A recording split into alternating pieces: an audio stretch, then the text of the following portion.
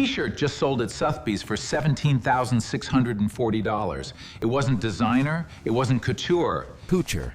It was a band tee, a faded yellowed cotton shirt from 1967, and the buyer paid more than double what the auction house expected. Here's what nobody tells you. That shirt might have a twin sitting in someone's closet right now, unwashed, forgotten. Maybe yours. This is a list of 10 vintage classic rock t-shirts that are worth serious money in 2026, and exactly what to look for on the tag, the seams, and the print to know if you're holding one. Number 10. Ozzy Osbourne Speak of the Devil Tour, 1983. In 1983, Ozzy Osbourne was the most dangerous man in rock. Parents burned his records, stores refused to carry his merchandise, and that's exactly why so many of these shirts were thrown away.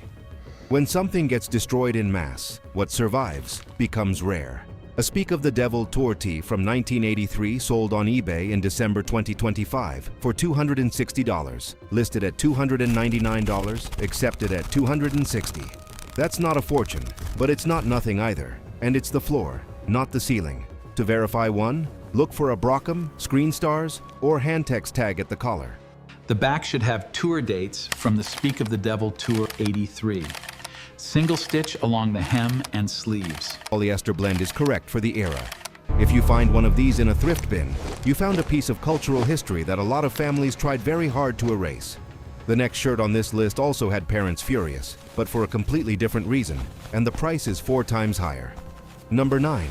Guns N' Roses Appetite for Destruction, 1987 to 1988. Appetite for Destruction is the best-selling debut album in history. Over 30 million copies sold. But in 1987, when Guns N' Roses was still playing club shows, the merch run was tiny. The original album art, painted by Robert Williams, depicted a scene so graphic it was banned. Stores refused to stock it. The label replaced it with the skull and cross logo. The shirts printed with that original art were mostly pulled, discarded, or traded in. A 1987 Appetite tee with the original Robert Williams cross art, tag Handtex, 50/50 blend, is currently listed at over $395. Standard Brockum versions in good condition run $150 to $200. A rare 1991 European Tour variant has been listed above $300. The average resale price for a Guns N' Roses vintage tee across the market is $188 per piece. Brockum Group or Screen Stars, single stitch, made in USA. If the art on the front shows the original cross design, stop everything and check the seams. One warning: Brockum Guns N' Roses shirts stored in humid conditions can literally tear like paper. Before you pay anything, gently stretch a small section of the fabric. If it resists evenly, it's intact. If it gives without effort, that's dry rot, and the shirt is already dying. The next shirt on this list doesn't have a dry rot problem. It has the opposite problem: too many fakes, and most people can't tell the difference. Number 8. Pink Floyd Animals Tour, 1977. In 1977, Pink Floyd flew inflatable pigs over the audience at Battersea Power Station. The Animals Tour, also called In the Flesh, was one of the most elaborate live productions in rock history. Pink Floyd almost never made merchandise. That's the point. When a band that rarely produces merch actually produces it for one of their most theatrical tours, the run is tiny. And when Roger Waters and David Gilmour split bitterly in the 1980s, anything from the whole band era became a document of something that no longer exists. An authenticated 1977 Pink Floyd Animals Tour tee is listed at $475 on Etsy. The collector community at Defunct considers that a fair price. Market estimates for clean examples with authentic distressing run $300 to $600 in 2025. How to identify one: no standardized care label, or a very early one. United States care label laws only became mandatory in 1971, so pre-1972 shirts with no care label are a genuine era indicator. Tubular knit construction, no side seam. The art should show the pink inflatable pig over Battersea Power Station. Single stitch hem and sleeves. 50/50 polyester cotton blend, which was standard in the 70s. The next entry in this list is from a band that produced almost no merchandise at all during their active years, and one shirt from a single night in 1979 sold for $10,000. Number 7. Led Zeppelin Nebworth Festival, 1979. Led Zeppelin had been off the road for 4 years. In 1979, they returned for 2 shows at Nebworth. To prevent forgeries and give their inner circle something special, the band created a limited run of shirts to replace traditional backstage passes. Approximately 200 were made. One of them sold on eBay in 2011 for $10,000 to an anonymous collector in Australia. The other 199 are somewhere. Some are in collections, some are in storage. Some are probably folded in a drawer inside a house whose owner has no idea what they're holding. To authenticate a Nebworth 1979 tee, the back must show the specific event dates: August 4th and 11th, 1979. 100% cotton construction, tubular knit with no side seam. Tags from the 1970s, Fruit of the Loom, Hanes, or Velva Sheen, or a small British print house label. A generic Led Zeppelin tour shirt without a specific event printed on it is worth far less. The event date is the evidence. Led Zeppelin never released an official greatest hits album during their active years. Jimmy Page and Robert Plant refused to tour extensively for decades. The scarcity in the merch market was historical. It was never an accident. Next up, a band whose highest value shirt isn't from a tour at all. It's from a cause. Number 6. Grateful Dead, Panther Tour Tee, 1987 to 1994. A study by Spreadshirt.com analyzed over 84,000 sold listings of band t-shirts across resale marketplaces. Only sold listings, not asking prices, between December 2023 and September 2024. Of every band included, the Grateful Dead had the highest average resale price per shirt. The single most valuable individual shirt in that study, the Grateful Dead Panther Tour Tee, which sold for up to $2,750. The Panther shirt isn't famous because of a concert. It's famous because of a cause. The Dead partnered with the Rainforest Action Network in the late 80s and early 90s. The Panther, designed by artist Mikyu, became the symbol of that collaboration. The shirts were produced in limited quantities over a 7-year period, with variations across each run. To identify one, look for a GDM, Grateful Dead merchandising, tag, or Brockum on older versions. Tags from the early 90s may say Delta or Changes International. Single stitch on 1989 to 1993 versions. Art, a large black panther on the front. Background color is typically black or dark green. Older versions include rainforest text or environmental language on the back.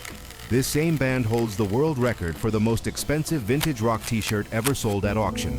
$17,640 for a 1967 Grateful Dead Mango Yellow tee at Sotheby's. The Hammer expected $6,000 to $8,000. It went for nearly 3 times the high estimate. The next shirt on this list is from a band that released 1 album before their singer died, and the merch window was 7 months. Number 5, Nirvana Sliver Tour 1992, before Inutero, before Unplugged. Nirvana was at the peak of the post-Nevermind chaos, and the Sliver Tour tee, black, blue, and purple, was being sold at shows few people thought would become history. That shirt can reach up to $1,200 today. The Spreadshirt study ranked Nirvana first in average resale price per shirt across all artists, $278.51 per piece. Not per rare piece, per piece on average across all sold listings. The reason is simple. Kurt Cobain died in April 1994. There is a fixed and permanently closed inventory of authentic Nirvana merch produced while he was alive. Every year more of it gets destroyed, donated, thrown away. What remains gets more valuable. To identify a 1992 Sliver Tour tee, tag Giant or Winterland, both legitimate for the period. Single stitch. The black, blue, and purple color combination is the visual signature. Made in USA. If you see a Gildan tag on anything claiming to be from 1992, walk away. Gildan is a modern manufacturer. It's an automatic disqualifier, regardless of how worn or faded the shirt looks. The next shirt on this list is rarer than the Sliver, and the most valuable version of it sold privately for $8,500. Number 4, Nirvana. Heart-shaped box. All over print, 1993. The heart-shaped box tee is described by Josh Tombley of Defunct.com, the platform that tracks the most expensive band tees sold on eBay every 2 weeks, as an ever-present top seller. He has had to limit how many heart-shaped box listings he includes in his rankings because they dominate the list. The standard all-over print version with a giant tag, single stitch, authentic 1993, active eBay listings in 2025 run from $400 to over $800. The Canadian variant, which does not have the all-over print design. Only the heart on front and back sold privately for $8,500. In Utero was released in September 1993. Cobain died in April 1994. The window for authentic tour merchandise from that cycle was 7 months. The long-sleeve version of the In Utero tour tee is rarer than the short sleeve, and Spreadshirt ranked it as the second most valuable vintage band tee overall, reaching up to $2,000. Authentication for the heart-shaped box all-over print, tag giant with stylized lettering at the collar. Single stitch. The skull and flowers design must extend across the entire shirt surface, not just printed in the center. Made in USA. Copyright 1993. Nirvana should appear in the art or on the tag. One more thing to know. There are authentic vintage bootlegs, shirts printed and sold in parking lots during 1993 shows, and there are modern fakes. The bootlegs have collector value, the fakes have none. The difference is in the print texture. Run your fingers over the graphic. If you close your eyes These and are can't incredibly feel where rare. the design The starts key is in and these ends, frayed that's tags and the DTG level of digital distressing printing, on the a print. modern technique, Modern an fakes just automatic don't red capture flag. this complexity. Coming up, the band with the most authentication complexity on this list. 3 different tag eras, 2 completely different price tiers, and 1 artist whose work adds 30 to 50% to the value of any shirt he touched. Number 3. Metallica, Kill 'Em All era, 1983 to 1984. In 1983, Metallica was a club band in the Bay Area. The merchandise was minimal, often printed in small runs by local shops, with artwork that looked deliberately crude. That crudeness is now the authentication marker. Authentic Kill 'Em All era shirts, from 1983 to 1984, sell for $600 to $2,000 or more. Genuine pieces are extremely rare and genuinely difficult to verify. Any seller offering multiple original Kill 'Em All shirts at once should be approached with serious skepticism. The production runs were not that large. What to look for? Blank tags from Spruce, Stedman, or Screen Stars from the early 1980s. The artwork should look raw, slightly imprecise, with the visual quality of low-budget thrash-era screen printing. The Kill 'Em All lightning bolt hammer graphic should feel printed into the fabric, not transferred onto it. The reason this era is worth so much more than most Metallica merchandise, it's irreproducible. A band can tour again. They can print more shirts, but they cannot go back to 1983 and be an unknown Bay Area band playing their first album for the first time. The next entry is slightly more recent, but a single shirt from that run recently crossed $1,200 at auction. And there's one detail on the tag that separates a $600 shirt from a $60 one. Number 2. Metallica, Master of Puppets era, Brockum tag, 1986 to 1989. No band in heavy metal has produced a more consistently collectible merchandise catalog than Metallica. A genuine vintage Metallica shirt in excellent condition regularly sells for hundreds of dollars. The most desirable pieces cross 1,000. The Brockum era, 1986 to 1989, covering Master of Puppets and Justice for All, is the sweet spot. Authenticated pieces sell for $200 to $600. A Master of Puppets all-over print was listed on eBay for $360 in 2024. A 1986 basketball-style jersey tank version of the same era sold for $545 in September 2024. The Load Tour tee from 1996, ranked 9th in the Spreadshirt study, reaches up to $1,250. The Brockum Group was the official merchandise licensor for rock bands through the 1980s. When Brockum went bankrupt in 1994, that era closed. There are no more Brockum tags being made. Tag hierarchy for Metallica authentication. Screen Stars.